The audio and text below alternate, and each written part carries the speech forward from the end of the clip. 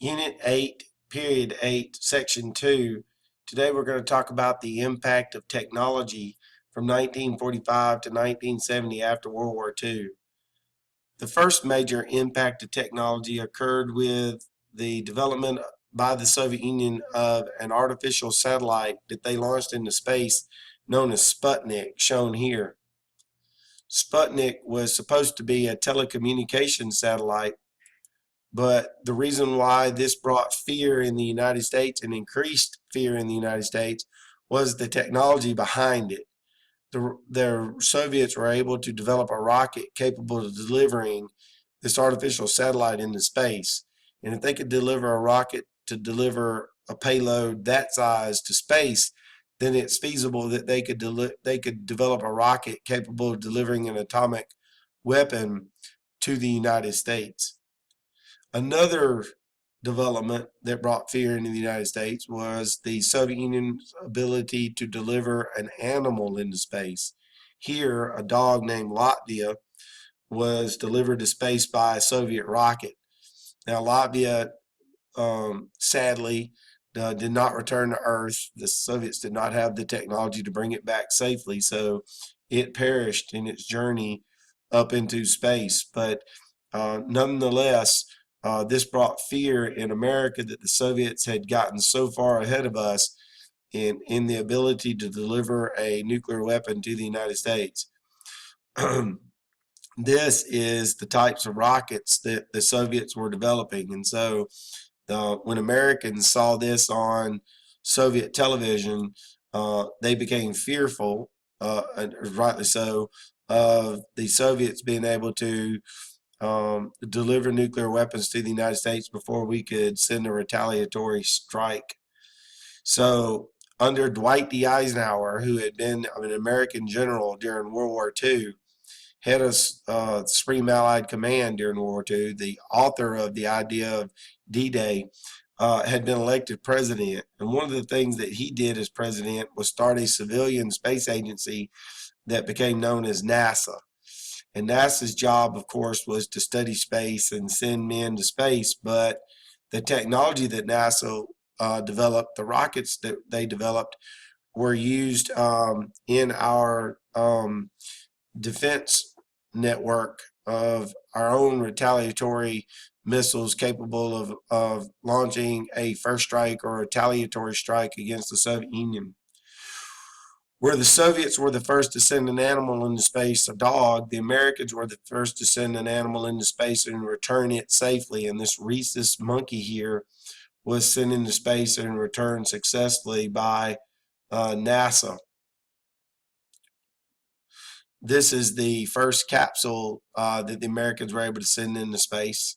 And this at the National Aeronautics and Space Museum in Washington, D.C.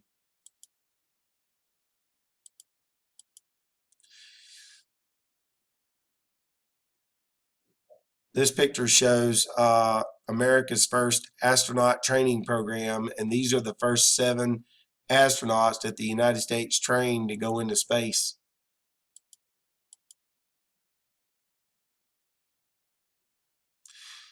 This is Alan Shepard, the first American to make it into space. And even though he only went to space and then right back again and was not there more than 15 minutes the whole trip, it's an important step for the United States.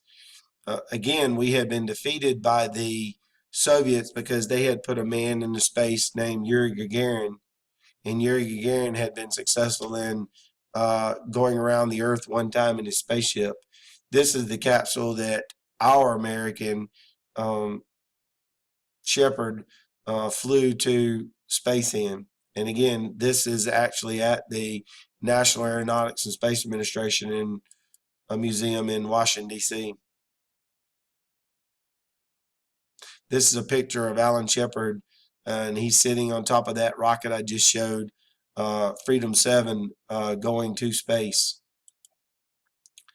So who actually won the race to space? It would be the Soviet Union. In 1960, of course, you know, John F. Kennedy is going to get elected president, and in his inaugural speech, he's going to say it's important that the United States be the first country to put a man on the moon, and we do defeat the Soviet Union in that race in 1969 with Neil Armstrong setting foot on the moon. Technology that derived from needs during World War II and from NASA include the development of personal computers and cellular telephones.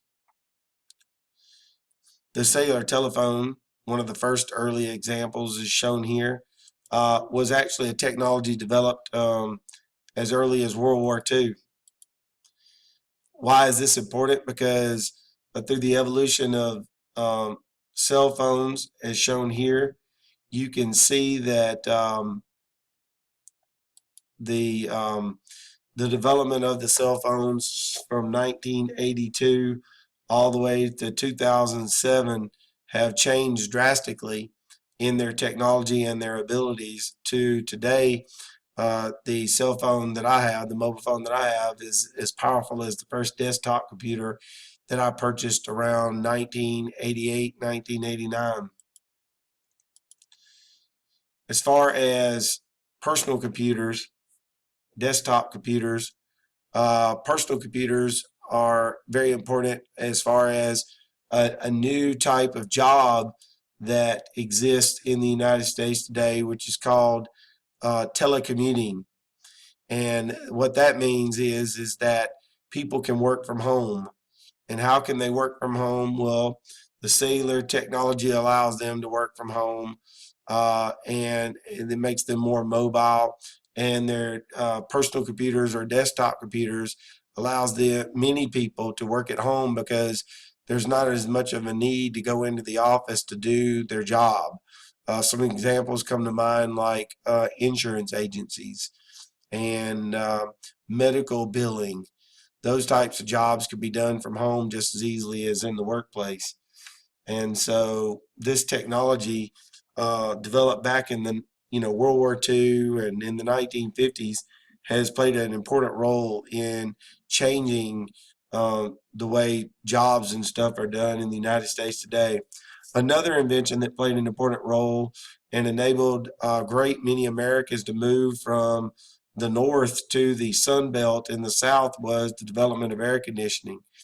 Air conditioning, and I would also say refrigeration, played very important roles in allowing people from the north to be able to move down into the south and be able to survive, and not just survive, but be able to prosper, work in the workplaces, live in their homes, and thrive. And so there's been a tremendous population shift from the northern states to the southern states because of the development of air conditioning and refrigeration, and the fact that the standard of living in the South is not quite as expensive. So there's a big motivation for people to move from the North. This concludes Unit 8, Period 8, the impact of technology on the United States after World War II.